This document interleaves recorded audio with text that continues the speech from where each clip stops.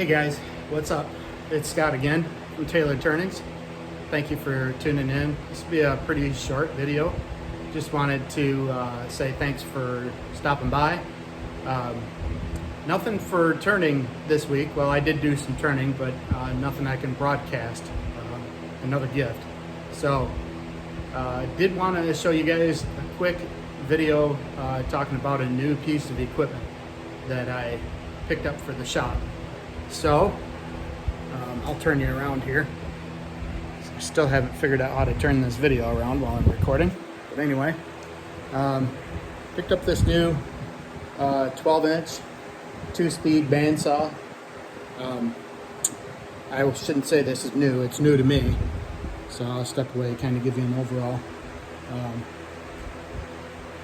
So this is a pretty used model. Best I could tell from this serial number, this is probably around 1994 or so. But it's a 12-inch 2-speed bandsaw. You could cut metal on it. You could cut really anything you wanted. You could cut metal, plastic, probably make belts for doing glass. I don't know. Certainly any wood that you want. So this was I looked long and hard for this particular saw. There's a lot of them out there for sale that are this exact one. But this one has a 1 1/8 horsepower motor on it. That's probably not true. It's probably more 3/4 if I had to compare it, especially on this saw. This one's kind of nice because it does have a very large deck, as it says here, 23 by 27 inch table on it. So it does allow you to put a big piece of work up on it. I kind of wish it was more out on this side of the saw here, but you can still fit a big piece of wood under it. And the most important reason, not only was the 12-inch, I didn't really mind that so much, I could do a 10 just fine, but the most important was a 6-inch depth cut. So I'll show you here real quick. This is a pretty easy adjustment. There's a little knob here on the back.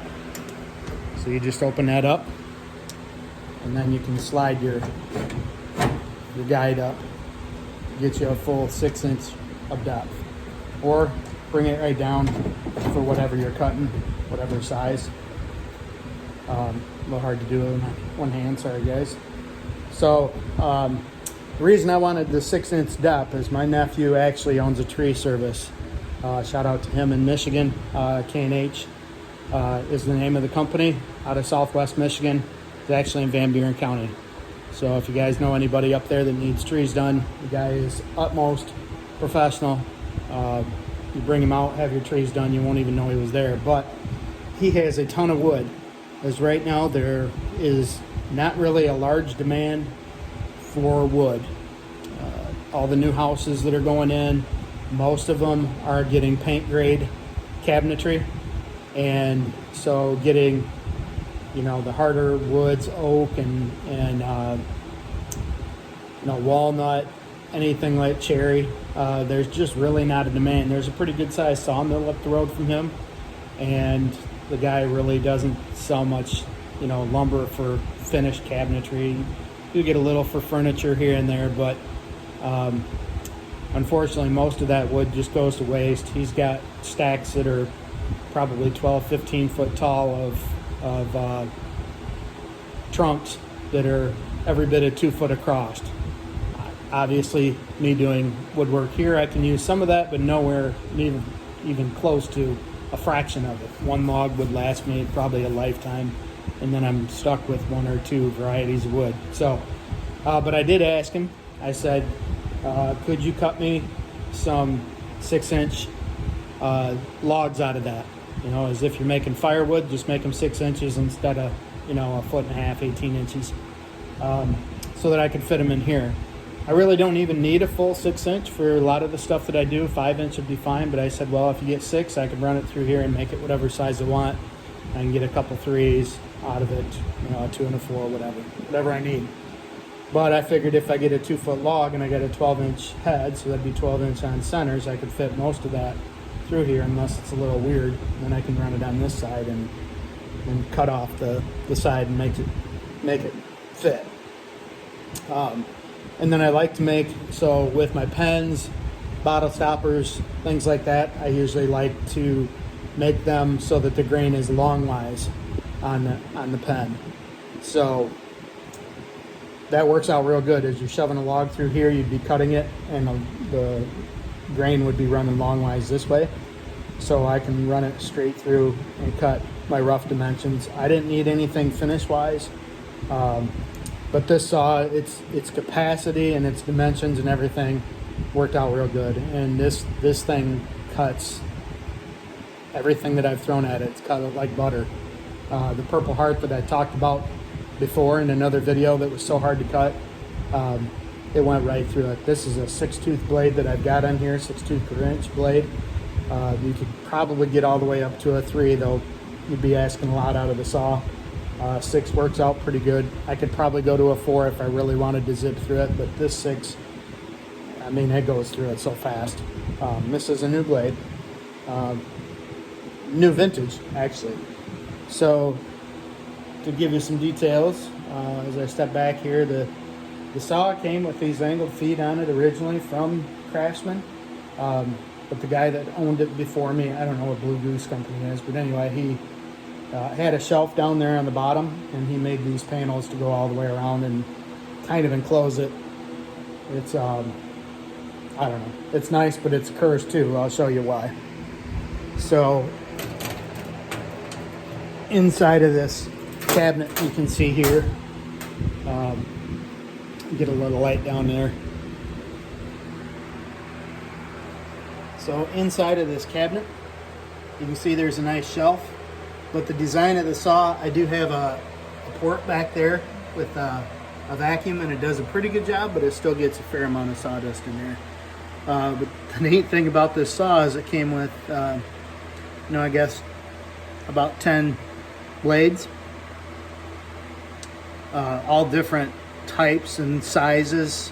Some are real finishers, some are really for resawing, like what I just showed you on this saw with the 6-tooth.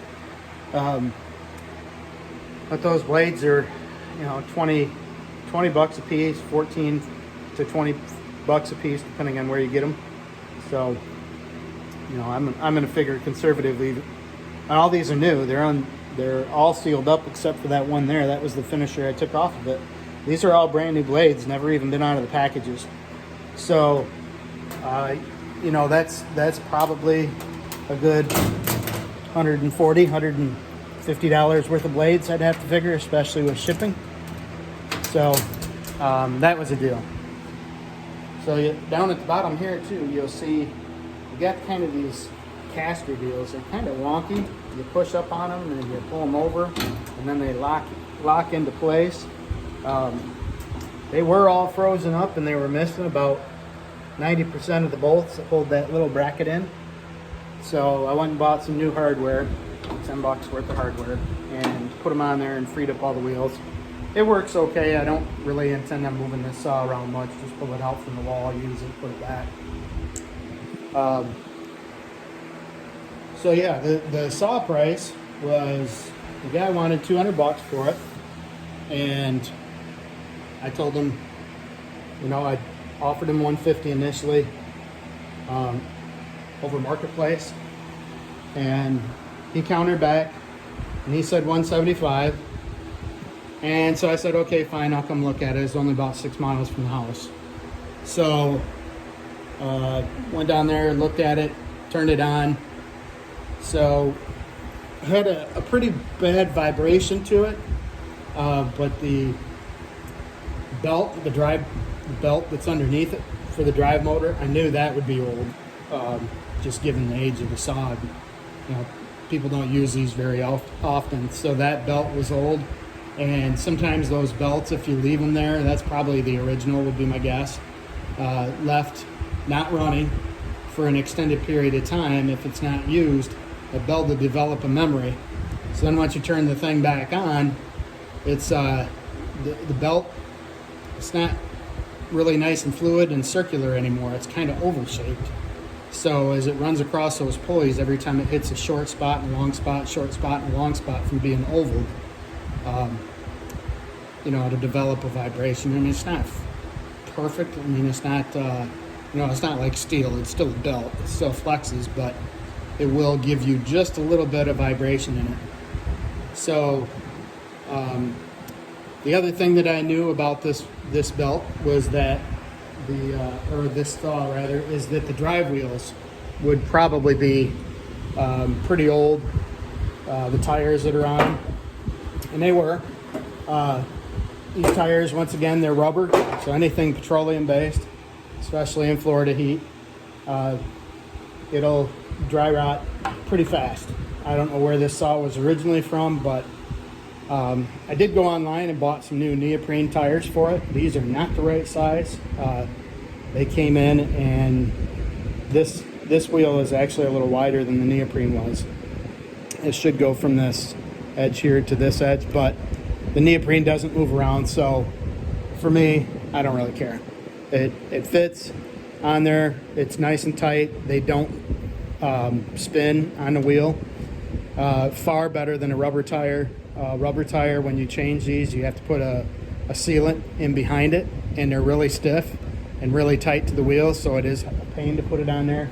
Neoprene, you don't need the sealant, the adhesive to get it to stay there. The neoprene grabs really, really tight.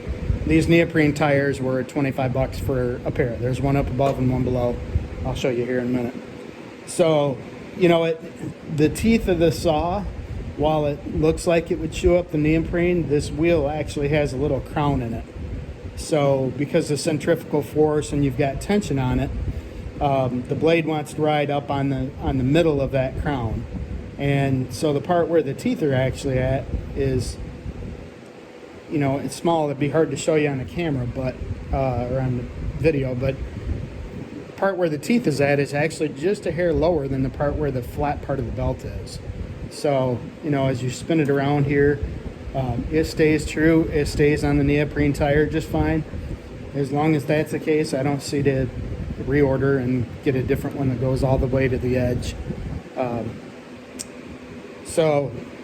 This going into some more details about the saw than the tires. So those are on. They're tough to put on, but they're not impossible. That job probably took me 15 minutes or so to do both of them, and more difficult because that bottom one is down inside this cabinet. So, it can be done. It's just something you gotta deal with when you're buying old equipment. I've got $160 in the saw. Like I say, it came with 10 blades. So, I don't know. Conservatively, this saw is probably free, really, but $20 in the saw if I had to buy all those blades. And I'll probably not use all of them for what I'm doing. I'll probably use a couple of them. Who knows what I'll get into. So maybe I'll use the finer, smaller blades that you can do scrolling with and stuff like that. This one's not really good for doing scrolling. It's just really straight cuts because it's so wide. The wider the belt, as you guys probably know, the wider the belt, the more aggressive the teeth. So less teeth per inch is more aggressive, and it's really kind of a hog. It's like a ripper. So these saws, the structure of the saw is all aluminum. The wheels are aluminum. The body of the saw is aluminum. The deck is aluminum. The side panels and everything else are just pressed steel, but it looks a lot heavier than what it is. Two people can lift this into the back of the truck pretty easy, but it is nice and stable. I mean, it's on the wheels right now, but if it was on the ground, it doesn't really move around. So I'll put it down here.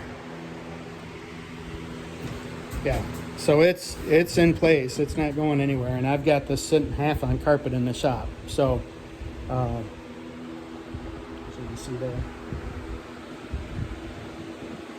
So one of the other neat things about this particular saw in comparison to the others, every other saw on the market that I've ever found, even brand new ones, the table actually tilts, which is fine. But on this saw, it's kind of neat because you're able to still keep your material flat, and you don't have to worry about the material sliding off, as you're cutting it. because your table stays flat. This one's kind of neat. So there's a little lock. You just pull that out, and then you pull your handle up, and it allows you to rotate this saw down to 45 degrees and kind of anywhere in between. If you wanted to lock it in, say that was 35, you just push that back in, and it's not going anywhere. So it's nice and locked. That is a friction brake, so I did have to tighten that up a little bit just from age. And then if you run it all the way back till it stops, that's zero, and it's zero. It's dead nuts, right on the money. So that's kind of cool. You know, your material on your table stays nice and flat, horizontal, and you don't have to worry about the table being tipped and constantly your material trying to slide off. Anybody that's worked with a bandsaw in the past, yeah, you can put a fence on here. It's great, but there's usually just a little bit of twist in these blades. I mean, they're pretty close, but as you can see here, and I've got this tightened down just exactly where it's supposed to be. But as you can see here, I mean, that blade, and it's a hog, so it's supposed to be aggressive, but you know, it'll twist. So if you put a fence on here and you're cutting at 45 degrees angle on your material, and that blade's got just a little bit of twist one way or the other, you're going to have to turn your material in order to stay on your line that you're wanting. If you're cutting flat, probably not as big of a deal, but when you're on an angle, whatever, I mean, if you're off just a little bit, it's going to want to pull that blade. Now, a fence can help, but it can also hurt you, because as you're trying to follow a line, you can only go up against that fence. So this one does have a fence. So here's the fence. So this is this fence just kind of slips into the back. There's a little bracket that just kind of sits down, and then in the front, oops.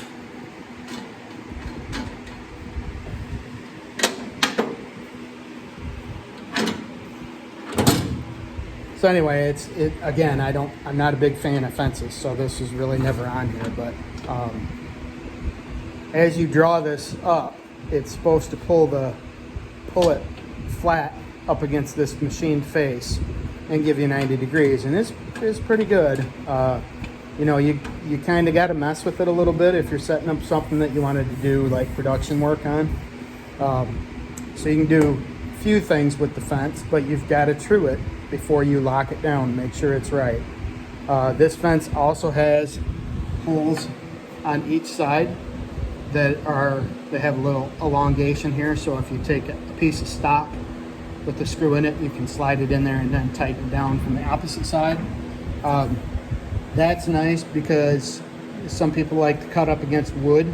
It provides a little bit of resistance as you're cutting, whereas steel, it slides real easy. But the other thing too is that you can make a jig off of this fence, you know, to cut you at 45 degree angle. When I got it, it did not have a miter gauge. I don't know if I'll get one or not. I don't really need it for what I'm doing, but probably nice to have. They're pretty easy to find and cheap, or you can make them. So some people rely on this groove for the miter gauge and make some jigs to go off of it at various angles.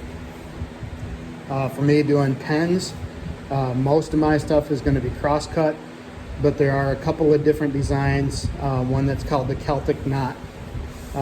You'll see those in some videos probably later on down the road, but the Celtic knot, it does require you to cross-cut your material generally at a 35, well, whatever angle you want, 35, 45 degree angle, depends on the size of the knot you're looking for. I'll go into more details later, but so when I get to doing those, it's got to be pretty exact, but when I get to doing those, I'll probably come up with a miter gauge or a jig to come off of this fence, just to make sure that they're accurate. I don't use a table saw. I probably have a use for one. It'd be really rough cuts, but a table saw takes a lot of material when you're cutting. Just like a circular saw, you know, it takes a lot of material off when you're cutting. So probably not a big deal for me, because as I said, I kind of have an endless supply of it, though I live in Florida, and that supply is in Michigan, so you know, it's a couple time a year trip that maybe I'll get some. But I like to save it. I don't like to use it up. So the band is really thin. You have very little waste with the band, and for some of the stock that I buy, that works out really good because I'm able to get, you know, 3 pieces instead of 2 that I would have got with using a bandsaw or you know, whatever. I'm probably, if I make several cross cuts, I'm probably using up you know, a third anyway by the time I need my measurements. You know, a third or maybe a fourth of my material is going to end up being wasted because, you know, my material is so small at 3/4 of an inch. I can't really use anything below that. So I got to be really careful with some of the stock that I buy. I buy a lot of cutoffs from people that make lumber for other purposes, and for pens it's really small stuff. For bottle stoppers it's really small stuff. So I'm able to use, you know, their cutoffs and their waste that otherwise they're just going to throw in a scrap bin or send it off to the burn pile. So sorry guys. So, you know, here's the cover back in place. As you can see here, it's got the angles on it. So again, if you're setting this up and you want a 15 degree, you know, I wouldn't go by this. It's not perfect. This isn't a perfectly milled edge. It rounds off at the edge, but that'll get you close if you're just looking for close. I will say at both the stops, at 0 and at 45, it's pretty right on the money. I would still verify that with a compass or a, you know, a gauge of some sort. But for me, you know, running it at the stops is really no big deal. 0 and 45 is really all that I need at this point. Maybe a little here and there at 35, but not much. So anyway, that's the information about the saw. It does squeal just a little bit. I'm waiting for that belt to set in. Hopefully the squeal will cut down. It's not the neoprene rubber boot tires on the saw itself. It is the belt that's doing it. I've double checked all the bearings. I've freed everything up. I've freed the guides up. I've reset the guides so that they're proper for the saw. That one could be brought out a little bit, but anyway, you know, the bearings on your back stop as you're pushing your blade in, those are all set and free, and there's no squealing that's coming from any of those, so I gotta believe it's still just that belt. I did it on the old one too, but well, not too bad this time. Once it's up and running, it's pretty smooth. It does have a little bit of vibration to it. Again, that's probably the belt that's setting in. Got a nice light on it so you can see what you're doing. I'll show you once.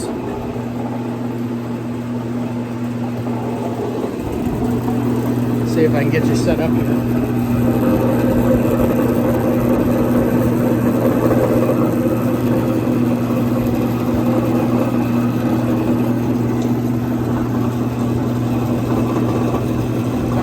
Cut a small hunk of this. I want to keep most of this material, so I'll just cut off a small piece of it.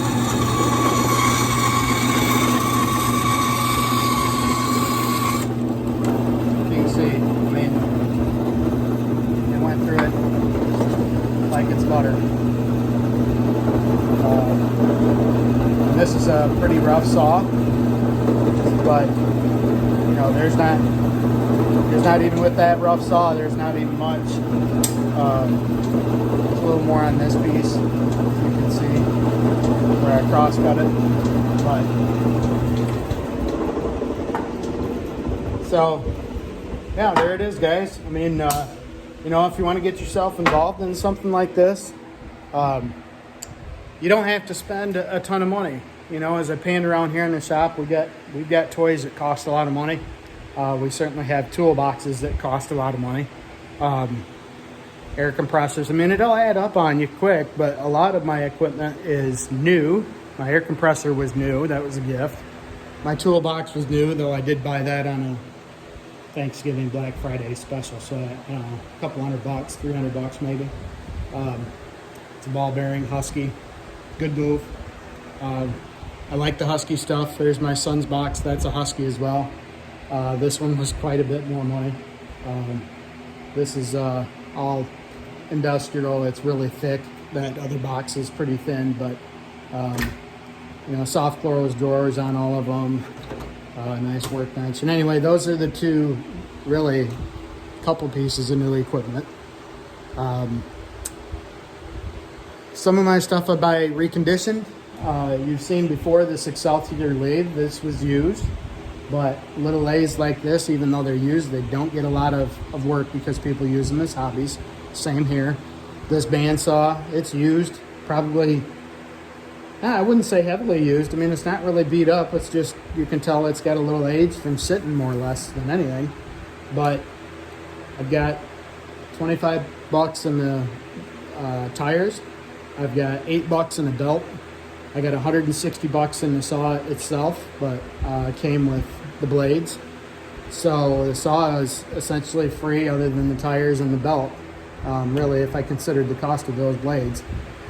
So, no, yeah, I mean, you don't have to make a ton of money to go out there and have a pretty nice setup of equipment that you can go and either create a hobby, or if you're getting started in entertaining, making a business out of it, be it making videos like this for YouTube, or maybe you like to make enough pens to have inventory to sell one day, or bottle stoppers. I've gone into detail. There's hundreds of different kits out there for doing lathe work. And this tool here, this isn't my finished work. You know, this is just a tool to get me my material so that I can get it into pen or bottle stopper or whatever form.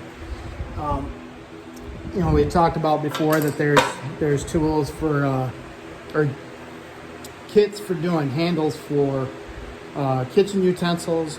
There's little pocket lighters. There's cigar case holders. Seam rippers is a real popular one. We talked about that a little bit before. Haven't made any. Yeah, some people that sell in the family, I could probably make them for them.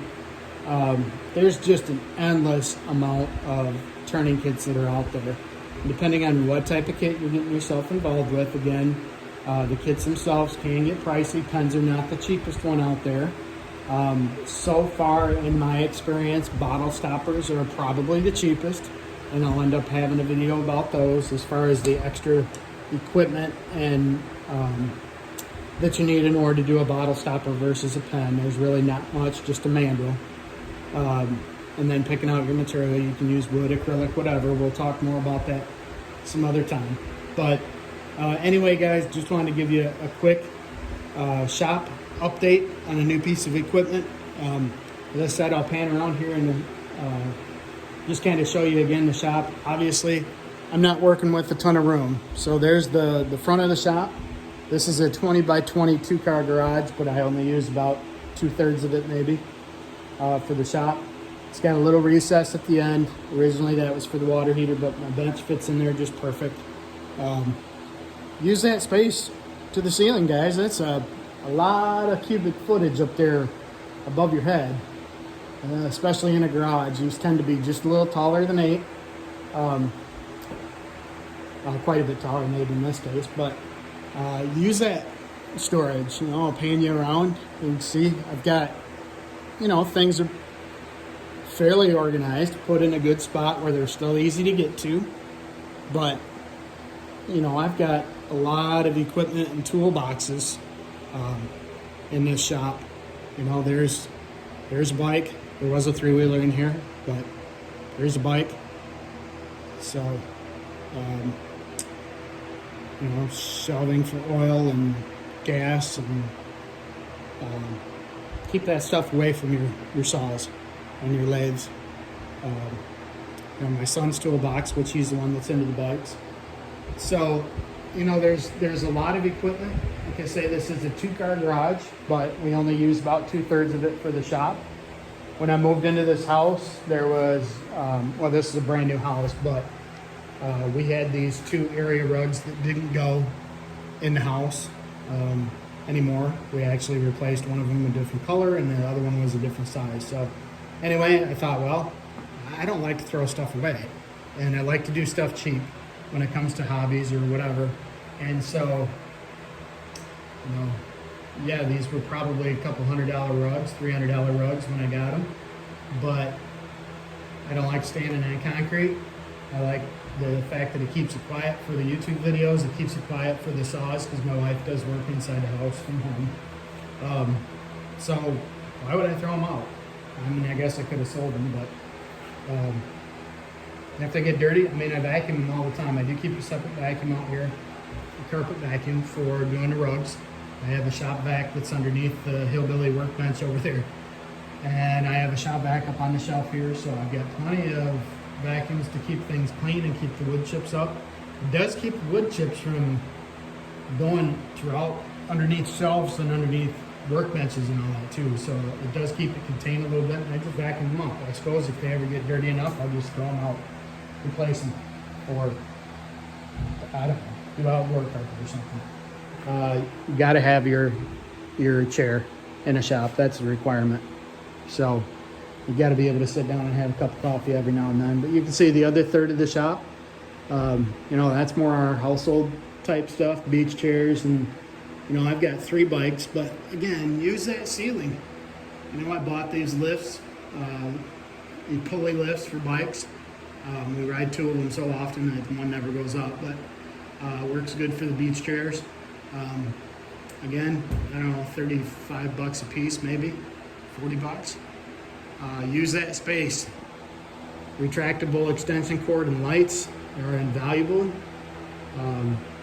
Use it up.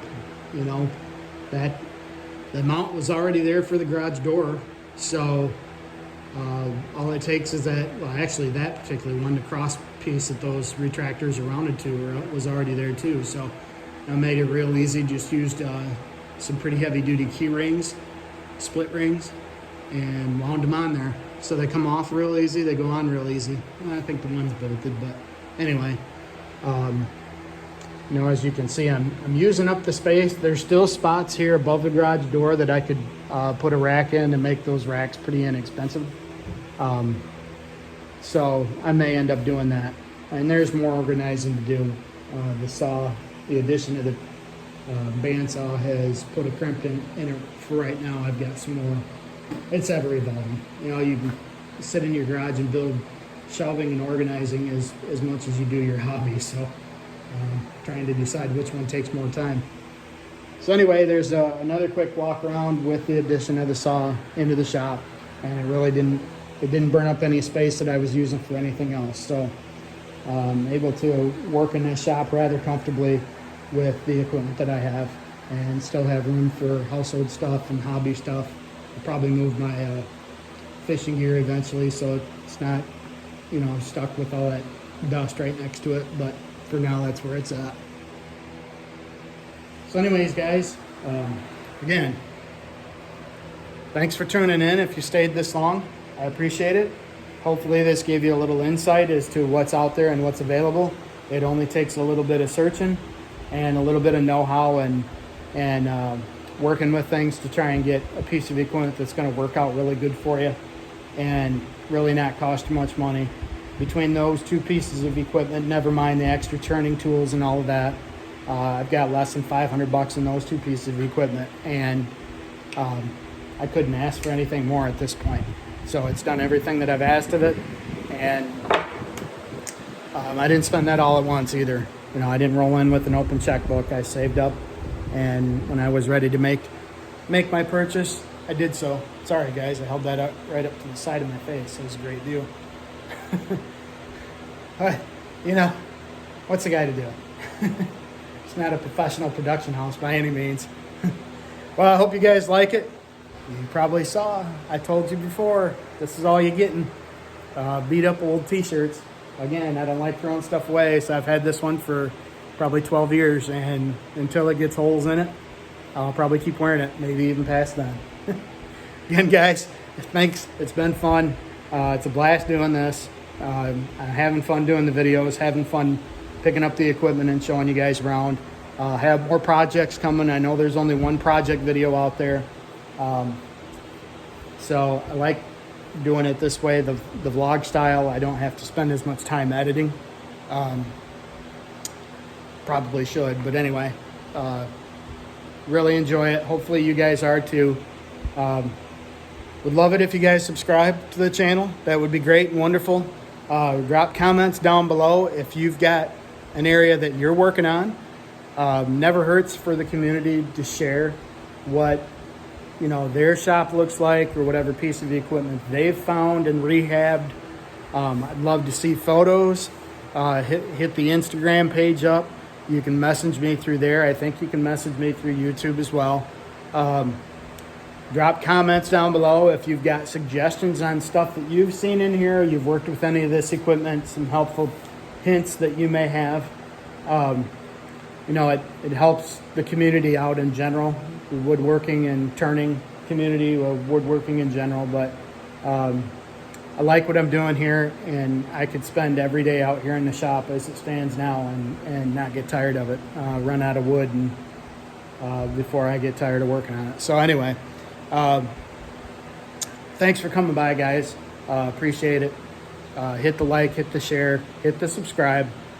Do what you want to do. But I'll see you around next time. Thanks again.